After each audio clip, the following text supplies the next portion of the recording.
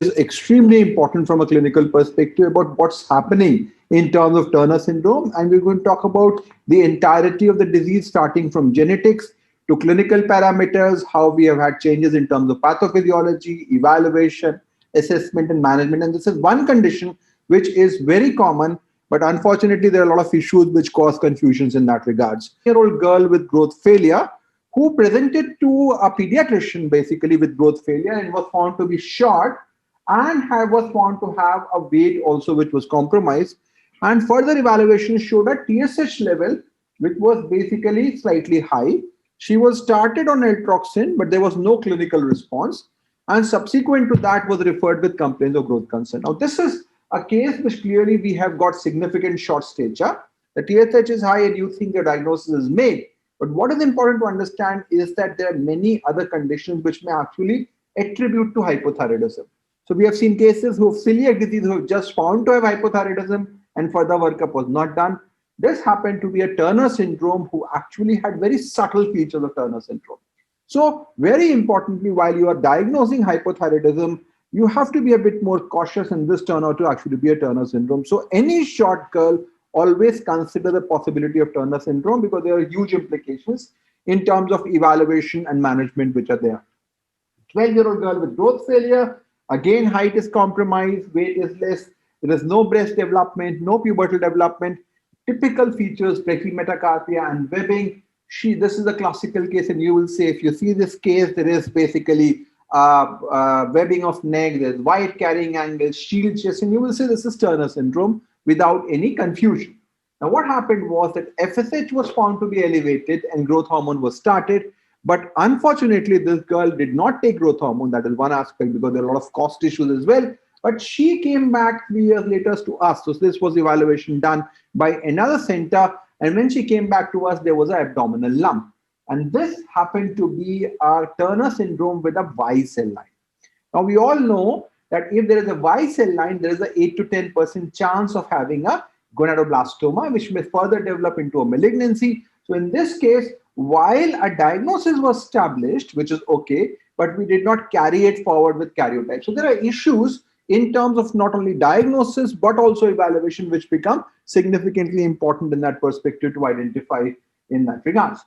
So Turner syndrome is one of the most common sex chromosome aneuploidies. In fact, one of the most common in girls, 1 in 2,500.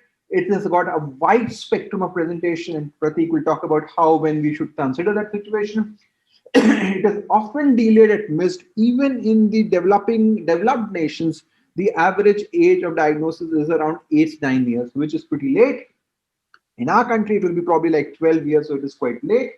And there are lifelong implications with regards to the heart, the kidney, the eyes, the ears, the autoimmunity. You can have a look at our website, Learning Doctor Society, which has got a lot of information about that. This webinar will also be posted there in the webinar section. So you can go and have a look subsequently on individual videos. From there, you can have a look at our masterclass in pediatric endocrinology, which covers the entirety of pediatric endocrinology, now approximately 100 modules, using a number of factors. We've got a postgraduate course also, which is a 3-year course for postgraduates. And we've got the books which are available, the MedEClasses books. And just this week, we have published the Indian Journal of Pediatrics, Practical Pediatric Endocrinology book, which is a book which is basically there for guidance with regards to specific management on 30 pediatric endocrine disorders. And there's a MedEClasses application available on endocrinology and pediatrics, both in the iOS and Android, which provides very easy way of assessing and managing these disorders. So Turner syndrome would be a program which will basically try to cover a number of factors. We'll start off with the basics, basically how the genetics works, how we evaluate and how it has implications.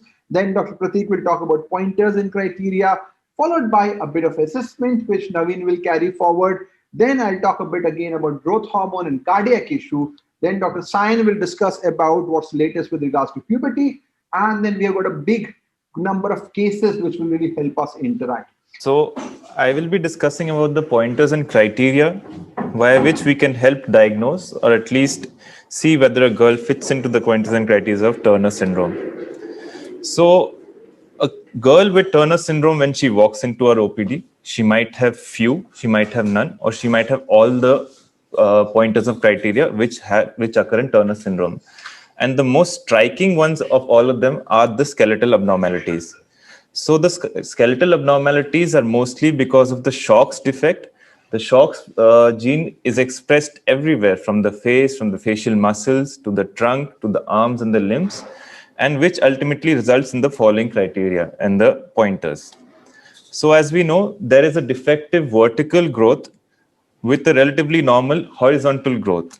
So this gives rise to the classical stocky appearance which you see in these girls.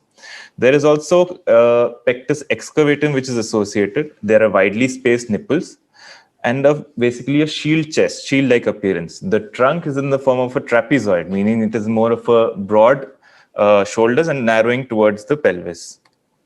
So as I said, stocky appearance, widely spaced nipples. An important aspect of the skeletal abnormalities lies in the carrying angle. So the carrying angle is what we call as the cubitus valgus, an increased carrying angle. This angle is mostly formed between the arm and the forearm, and it is measured usually by a goniometer. You cannot just measure it, but 6 to 12 degrees is normal, and more than 15 is considered high. And this is quite prominent in those who have Turner syndrome.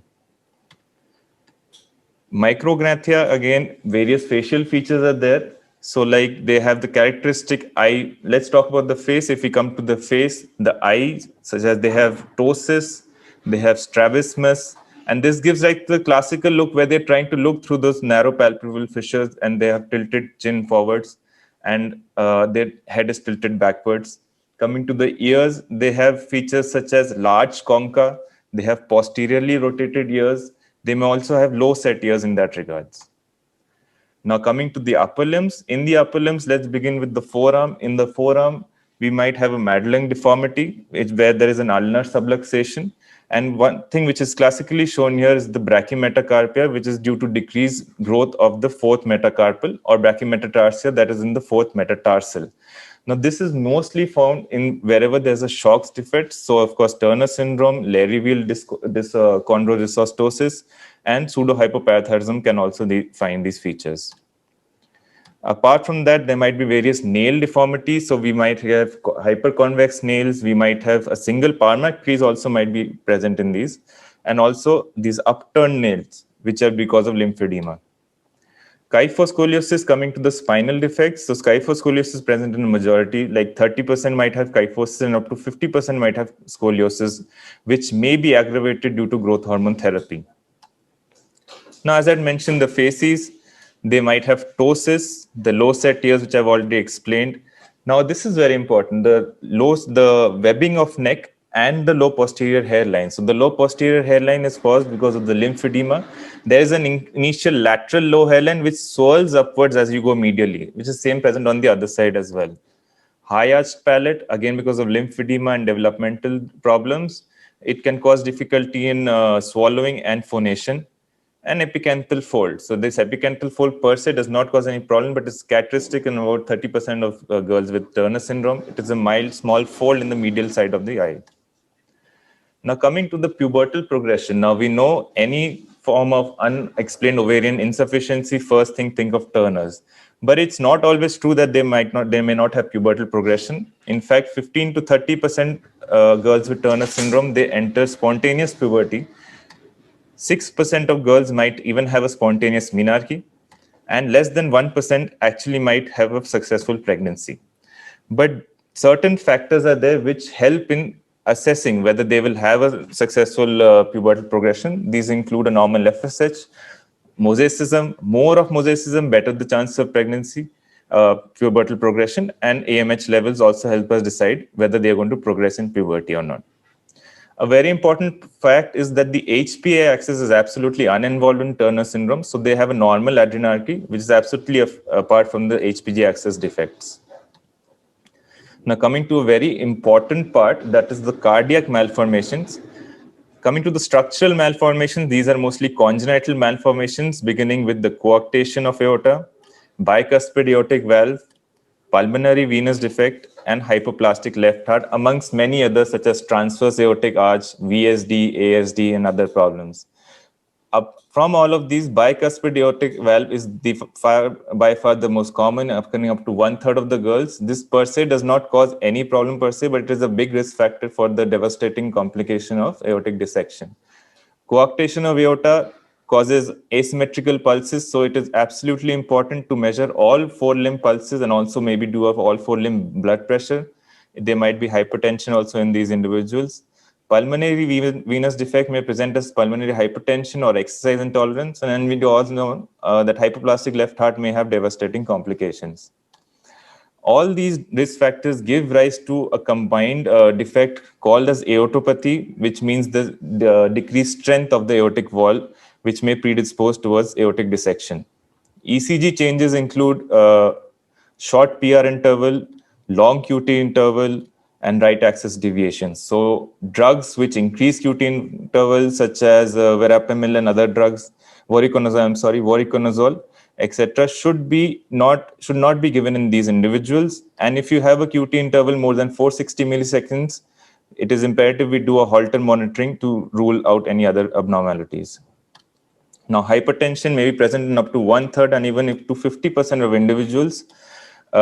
It is important that we do a manual reading because digital reading might show false results.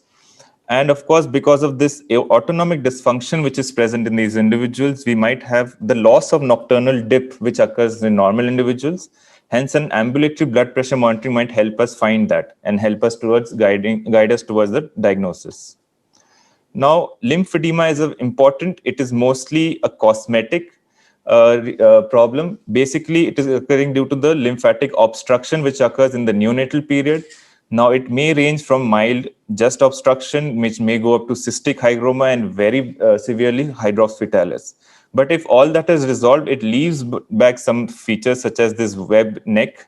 In infancy, there might be leg and hand swelling, nail abnormalities such as your hyperconvex nails, and the impact, as we said, webbing of neck and shield chest, and manifestation as posterior hairline and nail anomalies. Now, ophthalmic abnormalities, these are very important deterrents in the quality of life of these individuals. So, beginning with the vision, myopia and hypermetropia may be present, and myopia much more commonly than hypermetropia. Red-green color blindness in 8% and amblyopia in 15% individuals may be present. Structural problems, mostly because of the lymphedema, causing squint, epicanthal fold, and ptosis, giving that characteristic Turner look. And the complications may include various glaucomas, cataracts, and retinal vascular defects, such as retinal detachment. Now, cutaneous manifestations, as we know, their nevi is very common. So they have these nevis on the face, on the skin, and multiple are there. And these tend to increase with growth hormone therapy. Now, a very characteristic neoplasm of the hair follicles is the pilomatricoma, which may occur in up to 3% girls. They have melanoma risk, but it is slightly more than the normal population risk. And,